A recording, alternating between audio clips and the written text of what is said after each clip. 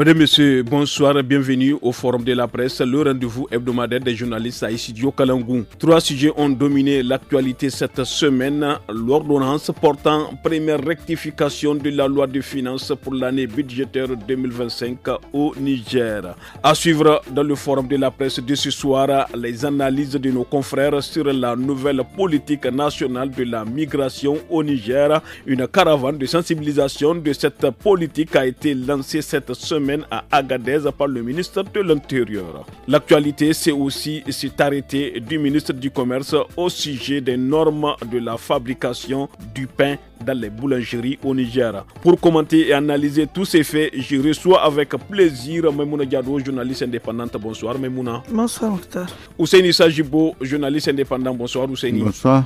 Et Abdoulaye Soumana, journaliste indépendant également. Bonsoir Abdoulaye. Bonsoir Mokhtar. À la modération, je suis Mokhtar Hamadou. Le forum de la presse sur le studio Kalangou commence dans un instant. Je le disais tantôt, le budget général de l'État pour l'année 2025, initialement fixé à un peu plus de 3 000 milliards de francs CFA en recettes et en dépenses, a été révisé à plus de 2 700 milliards de francs CFA selon une ordonnance signée par le président de la République, le général d'armée Abdrahmane Tiani, le 14 juillet passé. Cette première rectification de la loi de finances annoncée par le secrétariat général du gouvernement représente une baisse de plus de 280 milliards de francs CFA, soit environ 9%. Mais mon Diado, après 6 mois, le gouvernement a décidé de revoir à la baisse le budget 2025 comme adopté par l'ordonnance signée lundi 14 juillet 2025 par le chef de l'État et portant loi des finances rectificative. Que peut-on retenir au sujet de cette loi de finances rectificative? Oui, Mokhtar, ce qu'il faut retenir, d'abord il faut retenir que la révision de cette loi intervient au lendemain de la reprise des relations entre le Fonds monétaire international et le Niger. Donc, c'est certainement que c'est conditionné par cette reprise-là. Il fallait nécessairement revoir à la baisse les 3 000 milliards pour ramener ça à quelque chose de 2 000 milliards. Et je pense que ils ont aussi tenu compte de la situation économique du pays. Quand on parle de souveraineté également, donc il faut savoir également mobiliser. Comment est-ce qu'il faut mobiliser plus de 3 000 milliards dans un pays où presque tous les partenaires financiers ne sont plus sur place, ne sont plus là. Alors, comment est-ce qu'il faut être réaliste, il faut aller sur la base de quelque chose qui peut être réalisé et réalisable pour en tenir compte donc des actions de développement qui peuvent être aussi une des situations aujourd'hui que les Nigériens sont en train de vivre, donc améliorer le système sanitaire, éducatif et tout. Donc je pense que c'est vraiment cette baisse. Comme je l'ai dit, ça intervient, je ne sais pas, mais pour moi, en tout cas, ça intervient avec les relations qui ont été reprises avec le FMI. C'est une situation normale selon vous? Bon, pour moi, c'est une situation normale. Il fallait revoir de toutes les mille manières la hausse, là, un peu ramener la fourchette en bas. Parce que compte tenu de la situation économique, comme je viens de le dire à l'instant aussi. Merci beaucoup, Maimouna Diado. Ousseini Sajibo. Selon beaucoup d'observateurs du domaine, cette révision à la baisse du budget 2025 s'inscrit dans un contexte économique et financier assez difficile pour le pays. Quelle est votre opinion au sujet de ce budget 2025 de l'État du Niger? On a décidé de créer les conditions pour ne plus dépendre, pour ces institutions financières internationales, FMI, Banque mondiale, ne nous imposent plus quoi que ce soit. On est en train de retomber dans le même piège. Ils sont venus avec une aide, je ne sais pas de combien, de 40 et quelques milliards, on est en difficulté. Et c'est conditionné par la réduction du budget. Maintenant, quand l'acte a été posé, on ne dit pas quels sont les secteurs. C'est ça le plus important. Ça ne peut être que les secteurs sociaux parce qu'ils ont avancé des choses. Ils ont dit la question sécuritaire, mais également la mise en place du conseil consultatif pour la refondation. On cherche de l'argent. Il faut créer les conditions, mais on sait aujourd'hui même les salaires pour les payer. Je ne parle même pas encore des pécules des contractuels. Il faut de l'argent free et certainement peut-être ça obéit à cette logique-là. Il fallait trouver de l'argent. Ils vont venir naturellement parce qu'ils peuvent amener un peu de souffle pour permettre à l'État de tenir. Mais sinon, c'est en lien avec le décaissement, le prix là. Je ne sais pas, c'est 40 et quelques milliards, je ne sais pas, de francs CFA. Et c'est en lien avec ça. Mais maintenant, il faut sortir pour dire aux gens quels sont les secteurs qui vont être impactés. Parce qu'il ne faut pas perdre de vue que l'État a pris l'engagement qu'on va recruter les enseignants contractuels avant la rentrée prochaine.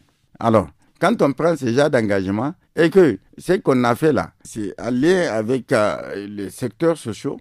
Les secteurs sociaux, c'est l'enseignement, c'est la santé. Pour l'instant, on n'a pas quand même pu identifier les mais on doit sortir. Moi j'ai dit, on sort pour dire aux gens, voilà les secteurs qui vont être impactés jusqu'à quelle hauteur. Qui doit sortir? C'est le ministère de l'économie et des finances. Mais attends, qui gère?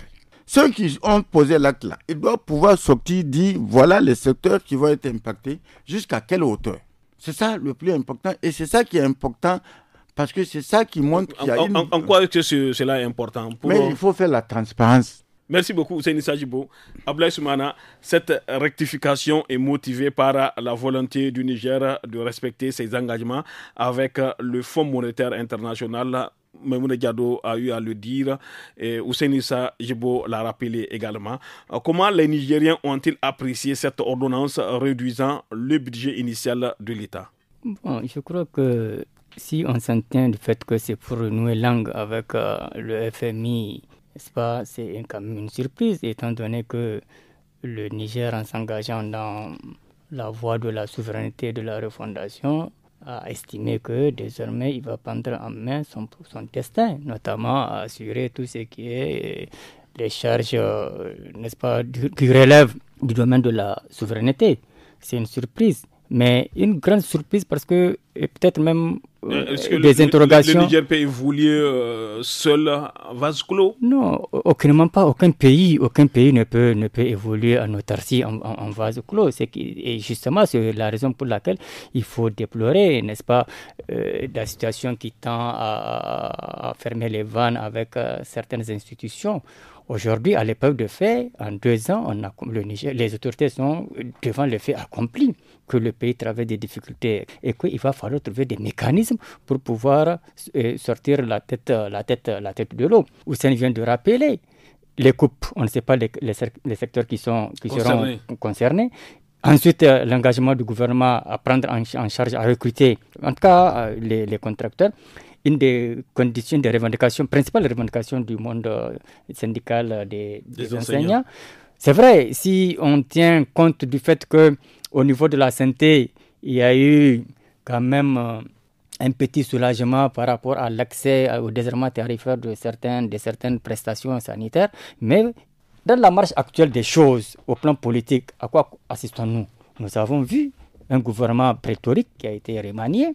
Nous avons vu un conseil consultatif de la refondation qui a été installé, près de 200 conseillers, donc 194. Or, ces gens-là, c'est encore de l'argent. Or, si on tient compte de ce qui se passe dans notre espace commun, confédéral commun, n'est-ce pas, notamment l'exemple sur le Mali et le Burkina, et surtout au Burkina, les conseillers n'ont pas de salaire. Hein, tu vois, ils n'ont rien, ils n'ont que des primes de prestations, de session. Or, ici chez nous, il y a eu le débat. On a vu le budget qui sera, comment un conseiller, ce qu'il pourra percevoir à la fin du mois. Donc, vous comprenez. Donc, au lieu que l'État réduise son train de vie, on constate malheureusement que les charges ne font que augmenter. L'autre aspect de la question également, on est exportateur du pétrole. On a renoué avec l'exportation.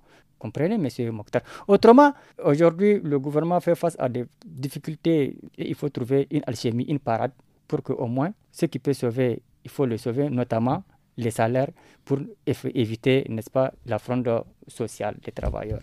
Merci beaucoup, Ablaye Soumana, Maimouna Diado. Quelles sont les attentes des Nigériens au sujet du budget de l'État pour l'année 2025 revue à la baisse? Les attentes des Nigériens, certainement, c'est revu à la baisse, d'accord. Mais est-ce qu'il ne serait pas aussi mieux, puisque tout le monde est en train de parler de cette situation d'abord économique, la situation de l'insécurité, il y a la situation également du Conseil consultatif pour la refondation. Pour que le train de vie des Nigériens puisse être amélioré, moi je ne vois pas pourquoi le président ne pourrait pas aujourd'hui suspendre, même pas diminuer, suspendre les avantages des conseillers qui sont au niveau du Conseil consultatif, puisqu'ils travaillent pour la nation. Et nous sommes dans cet espace de refondation. Voilà, maintenant, l'argent qui sera alloué, est-ce que les fonds là, parce qu'il y a eu l'inquiétude aussi qui est là, est-ce que les fonds là, ça seraient les véritables bénéficiaires qui seront en tout cas mis dans cette fourchette des 41 milliards ou je ne sais pas de francs CFA qui ont été en tout cas versés par le Fonds monétaire international. Est-ce qu'aujourd'hui, parce qu'au Niger, on sait que ceux qui sont dans le besoin ne sont jamais servis. C'est ceux qui ne sont pas dans le besoin qui sont servis. Donc, dans ce cas, il faut qu'il y ait équitabilité. Il faut que le fonds... Et la bonne gouvernance. Oui, le fonds, justement, je parle de la bonne gouvernance comme ça. Le fonds, il faut qu'il soit alloué à ceux qui doivent en bénéficier. Et quand je dis à ceux qui doivent en bénéficier, les communautés aujourd'hui qui sont dans cette situation d'insécurité, les communautés qui sont dans cette situation de précarité économique également, parce que nous sommes dans le mois... Il y aura des impactés, des inondations aussi. Oui, les inondations et tout. Et également, il ne faut pas oublier, il faut également équiper nos forces de défense et de sécurité dans cette fourchette. Et également, je suis sûr que beaucoup de Nigériens sont également dans la même attente que moi. Merci beaucoup à vous trois pour vos premières analyses sur notre premier sujet, l'ordonnance portant première rectification de la loi des finances pour l'année budgétaire 2025 au Niger. Chères auditrices, auditeurs et internautes, restez branchés. Il nous reste encore 2 sujets à aborder. On a servi une courte pause. Passons à présent au deuxième sujet du forum de la presse sur Studio Kalangou. Le ministre d'État, ministre de l'Intérieur, de la Sécurité publique et de l'administration du territoire a officiellement lancé lundi 21 juillet passé à Agadez la caravane de sensibilisation sur la politique nationale de la migration au Niger. Selon Mme Moha Binta, directrice nationale de la migration, ce document stratégique présente 2 innovations majeures ainsi qu'une spécificité. Il met en lumière la position géographique clé de la région d'Agadez dans la gestion des flux migratoires. Ousseini Sajibo, président de la cérémonie de lancement à Agadez, le ministre d'État, ministre de l'Intérieur, de la Sécurité publique et de l'administration du territoire, le général de division Mohamed Toumba a salué l'engagement du Niger à construire une gouvernance migratoire inclusive et pragmatique. Qu'est-ce que cela veut dire concrètement ? Je sais simplement d'une chose, n'est-ce pas? C'est des questions sur lesquelles j'ai travaillé pendant longtemps. Sous le régime de la Renaissance, les gens se sont sucrés sur cette question-là. Les gens se sont sucrés, ça veut dire quoi concrètement? Expliquez-nous. Le système de la Renaissance, ils ont pris l'argent de l'Union européenne pour faire du Niger une frontière délocalisée, n'est-ce pas? Alors que d'autres pays ont refusé. Maintenant, quand ceux-là sont arrivés, ils ont décidé que non, on a renoncé, on a dénoncé, comment ça s'appelle là, la loi. Voilà. La loi, parce que l'Union européenne a payé beaucoup d'argent. Hein. Des gens ont mangé l'argent. On ne les a pas encore jugés. Ils ont pris l'argent, ils ont fait de Niger comment ça s'appelle, la pratique d'Agadez, où on a pris des gens, on les a jetés en prison, alors que c'était une activité. Des matériels confisqués. Des matériels, des véhicules et tout confisqués. Il y en a qui sont allés en prison pendant des années, les passeurs. On a démantelé l'économie régionale d'Agadez, n'est-ce pas? Aujourd'hui, je ne comprends pas qu'on dise que la politique migratoire, alors qu'on a dénoncé, on revient sur ce qu'on a dénoncé ou quoi? C'est ça que je veux savoir. Moi, je n'ai pas lu un peu le document, mais je me dis, si c'est pour revenir, pour faire plaisir aux Occidentaux, à l'Union européenne, parce qu'on veut de l'argent avec eux, moi je dis que ce n'est pas une bonne chose. On ne peut pas nous instrumentaliser. On l'a été pendant des années durant. Qu'est-ce que ça nous a valu? Absolument rien du tout.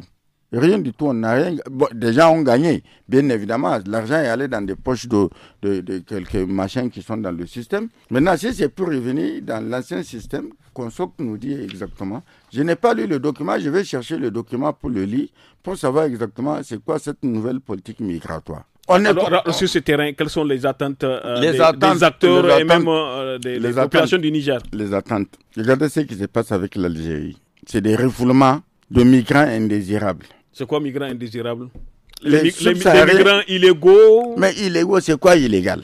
Quelqu'un y va. Souvent, il y a des gens qui ont même leurs papiers et tout et tout.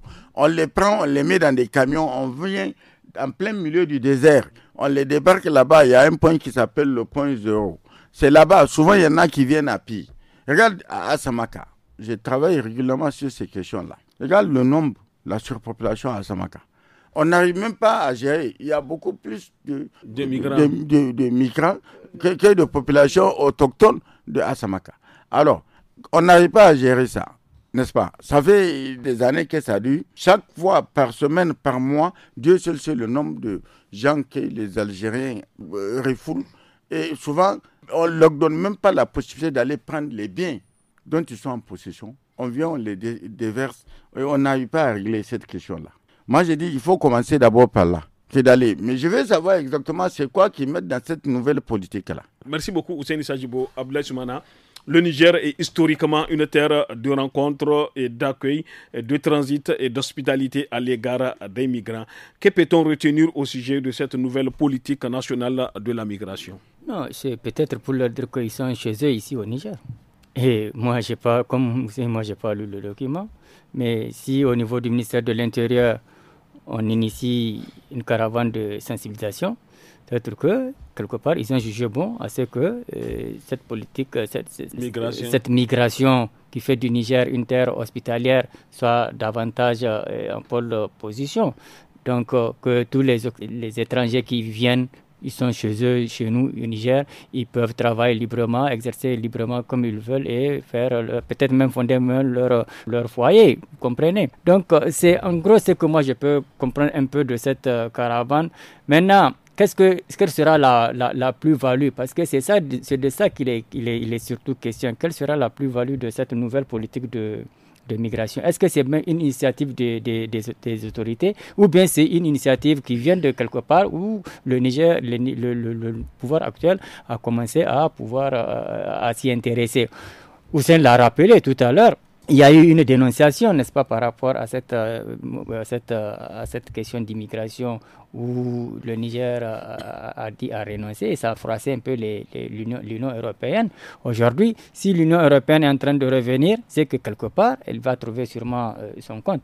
Mais l'un dans l'autre, si c'est une politique qui a visé un tant soit peu, à une époque très récente, peut-être de faire, d'enrichir certaines personnalités, peut-être que cette fois-ci aussi, on peut peut-être s'y attendre, mais en portant des gants. On ne sait pas, mais l'essentiel est que si elle est porteuse, il faut chercher à savoir la plus-value, surtout de l'intérêt supérieur de la nation. C'est ça qui est le plus important. Merci beaucoup, Abdoulaye Soumana. Memoune Diado, carrefour stratégique en Afrique de l'Ouest, le pays est à la fois territoire d'origine, de transit, de destination et de retour. Selon vous, pourquoi le choix d'Agadez pour abriter la cérémonie de lancement d'une caravane de sensibilisation à cet effet? Parce que Agadez, c'est la porte de la migration. Agadez, la porte d'entrée et de sortie. Oui, la porte d'entrée et de sortie. Donc, il fallait, il fallait pour les autorités, en tout cas, lancer cette caravane au niveau d'Agadez, avec tout ce que nous savons de Asamaka, les échos qui nous arrivent.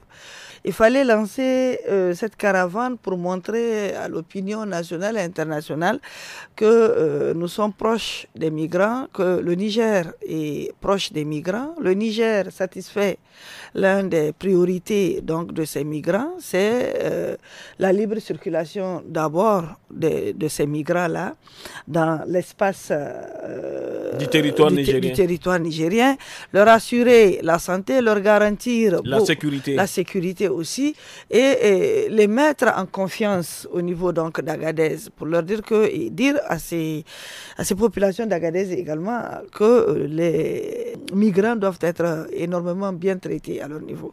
Moi, je pense que c'est en fait les objectifs de cette caravane qui a été lancée et comme on le dit, c'est également peut-être qu'il ne faut pas s'éloigner trop de l'Union européenne.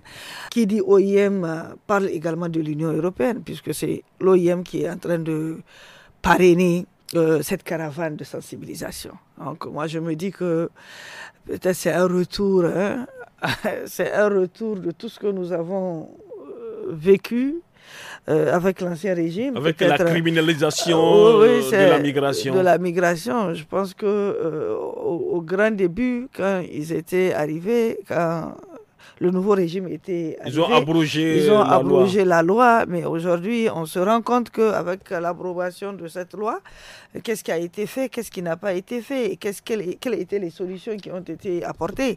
Donc, je pense que si c'est un nouveau document, le mieux, c'est de vulgariser ce nouveau document pour que les... Au niveau de toutes les 8 régions du Niger. Au niveau de toutes les 8 régions du Niger, pour que les... Pas Agadez seulement. Oui, pas Agadez seulement, puisque les réfugiés sont sur l'étendue du territoire national. Les migrants. Les migrants sont sur l'étendue du territoire national. Agadez, c'est là où on les refoule. Donc, ils ont les premières assistances d'abord au niveau d'Agadez.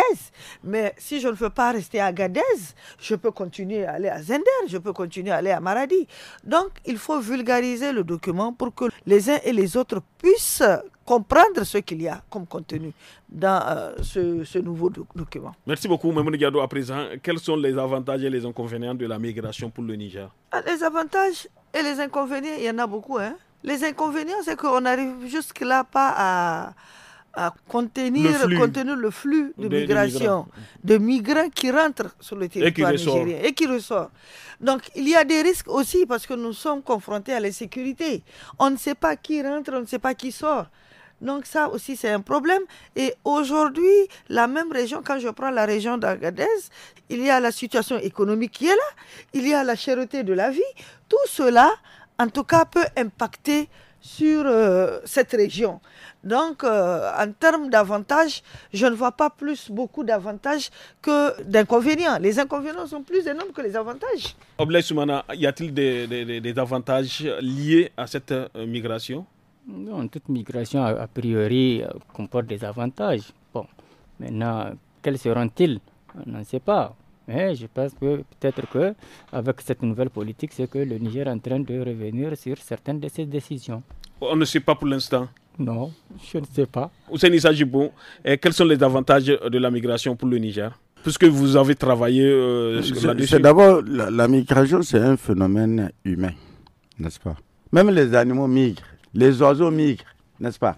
C'est les Occidentaux qui ont diabolisé ça. Ils sont venus nous conquérir, non? Quand ils sont arrivés là, ils ont colonisé nos pays, n'est-ce pas? Ils ont quitté, traversé des mers pour venir, pour voir ce que nous avons. Ils ont pris. Maintenant, eux, ils empêchent à ce qu'on aille chez eux. Oui, mais quel est l'avantage? L'avantage pour le Niger? Non, il faut la mobilité humaine là.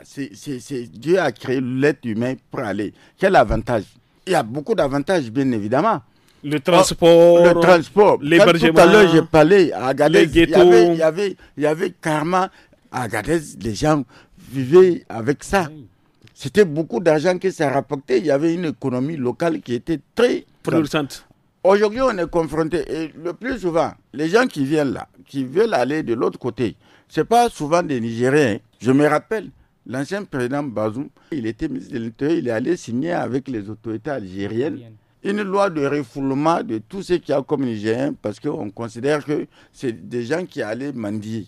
Et l'Algérie, depuis lors, continue encore à prendre par centaines, pas seulement les Nigériens seulement. Pas seulement des Nigériens, pour nous les déverser. Les migrants subsahariens. Subsahariens. Qu'est-ce qui a amené ça? Moi, j'ai dit, la mobilité humaine, là, on ne peut pas empêcher ça. On crée les conditions pour que ça se fasse dans les normes. Merci beaucoup. C'est ça le plus important.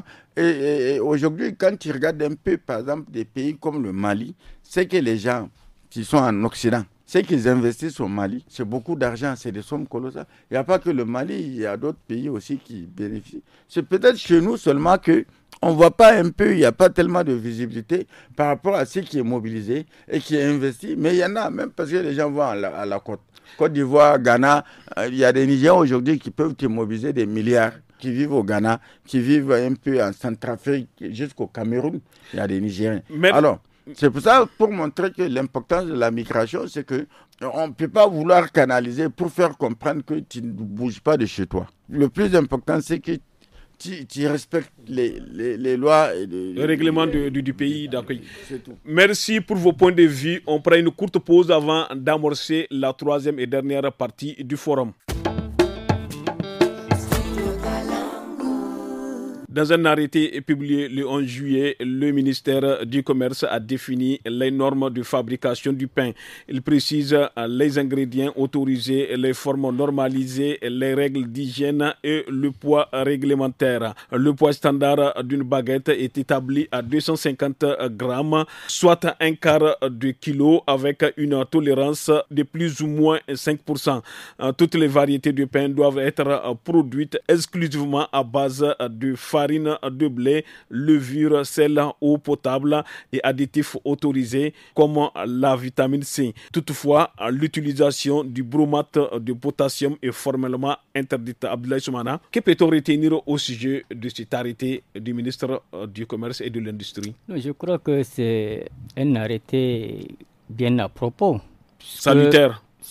Oui, il est salutaire à mon sens parce que le pain, c'est un aliment, moi je dirais un aliment du pauvre. Alors, si il en vient aujourd'hui à pouvoir un peu réglementer ce secteur, c'était parti de certains constats. On fait qu'il y a eu de la tricherie, n'est-ce pas? Vous avez parlé du poids notamment. Donc, et la qualité des ingrédients.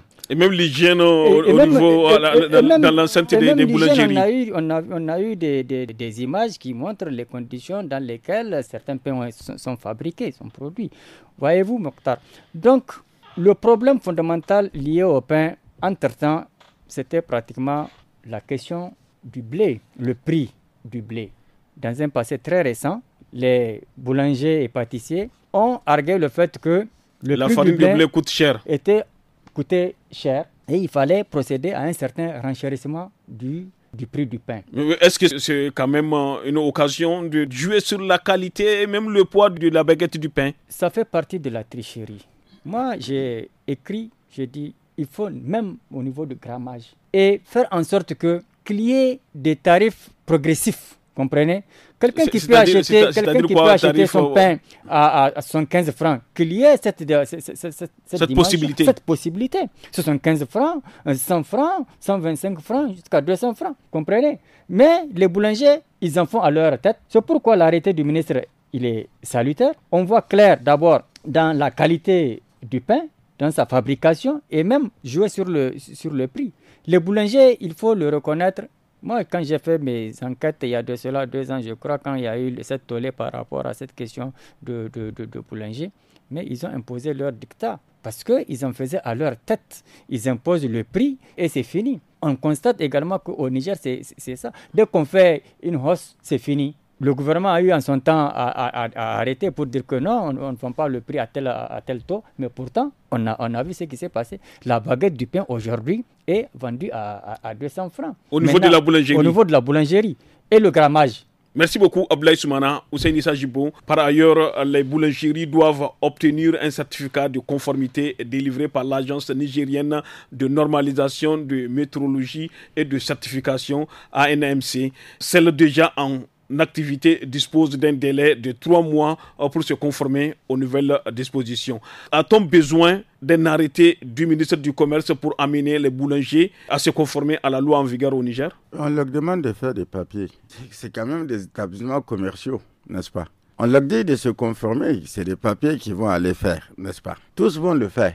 Mais la question que je me pose, on dit le pain doit peser combien? 250 grammes. 250 grammes. Comment moi, client, je viens acheter, je peux savoir que le pain qu'on m'a vendu, la baguette là qu'on m'a vendu. Peut-être que l'ANMC sera là pour va dans toutes les boulangeries pour vérifier comment le dosage de comment on appelle ça, de levure, le dosage de sel, le dosage de... Non, il faut qu'on arrête. Ils peuvent peut-être faire des incursions périodiques. Oui, des visites inopinées. Des visites inopinées pour voir. Mais moi, je vais dire une chose. Il faut qu'on cesse de se blaguer. C'est quoi cesser de se blaguer? Il y a un arrêté du ministre. L'arrêté, il y a combien? Comment on va vérifier que effectivement la qualité... Mais il y a des agents de l'État pour ça qui vont passer de boulangerie en boulangerie. Mais ils vont faire comment? Ils vont faire quoi? Ils vont aller dans la salle où on fabrique le pain, là où il y a le pétrin. Ils sont autorisés à le faire. Mais j'ai dit quand le pain est fabriqué tous les jours dans les boulangeries. Tous les jours que Dieu fait. Et souvent, c'est Nutama qui s'est fabriqué. Alors, comment quelqu'un, parce que c'est un agent de l'État, on n'arrive même pas à gérer des choses qui sont beaucoup plus faciles à gérer. Ce n'est pas les boulangeries qui peuvent être gérées. Moi, j'ai dit, il y a un travail qui a été fait pour montrer qu'on veut que les gens mangent sain. Merci beaucoup. Beaucoup, Seyni Sadjibo. Memouna Diado, le texte interdit l'utilisation du bromate de potassium et impose des conditions strictes en matière de production, d'emballage, de transport, de stockage et de commercialisation du pain. Quelle est votre opinion au niveau de cette nouvelle réglementation? Je me dis que le produit là qui a été... le bromate de potassium, un produit hautement cancérigène. Oui, mais pourquoi dans ce cas permettre même à ceux que ça arrive ici, dans le pays? C'est ça. Parce que on doit interdire l'importation. On doit interdire l'importation. Pour mettre... Oui, si on veut véritablement que son utilisation, que ça ne soit pas utilisé dans la fabrication du pain. Mais on doit le classer parmi les produits prohibés. Voilà.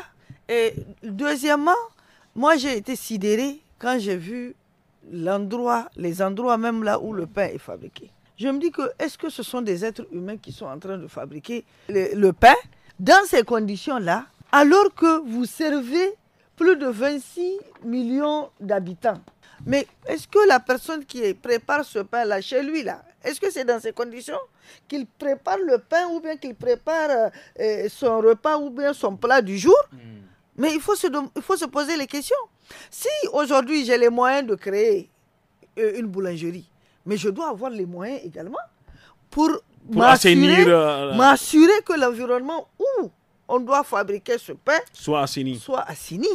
Mais dans ces conditions-là, où ceux qui sont en contact direct avec le pain n'ont ni la possibilité, ne sont pas équipés en gants et tout, ou des toilettes qui sont côte à côte avec l'endroit où on fabrique le pain, des toilettes qui ne sont pas assainies. Mais dans ce cas, dans quelles conditions est-ce qu'aujourd'hui on accepte même ou bien on donne même l'agrément? Il faut se poser la question. Nous avons vu avec le riz. Le riz, il y avait un moment où le ministère du Commerce était descendu dans plusieurs boutiques pour le pesage, pour montrer que le sac de 25 kilos qu'on nous vend, ça n'atteint pas 25 kilos. Mais est-ce que ça a continué? Ça n'a plus continué. Mais le pain aussi, c'est comme ça, ça va rester comme ça.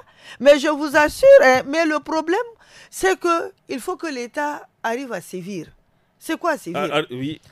Quand on nous a expliqué que sur les 100 et quelques, ou bien je ne sais pas, 200 et quelques boulangeries, il y a tel nombre qui sont conformes. Celles qui ne sont pas conformes là. Mais pourquoi vous ne dites pas leur nom? Les sanctionner. Il faut dire leur nom pour ne pas mettre en danger les clients qui vont là-bas pour acheter. On nous donne les noms de ces boulangeries et on leur donne un minimum de limite de 2 semaines. 2 semaines pour se conformer. Et se conformer là, c'est quand également le ministère du Commerce va aller encore sur place pour vérifier ce qu'il a reproché à cette boulangerie. Donc moi je pense que vous n'avez rien dit. Vous laissez encore les pauvres citoyens aller payer le pain parce qu'aujourd'hui à Niamey, c'est le pain quelque chose qui est un peu plus abordable, plus simple.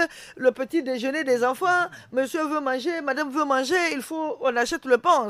Si vous voyez les fils d'attente au niveau donc des boulangeries là, c'est là où vous allez comprendre que les Nigériens là, ils consomment trop le pain.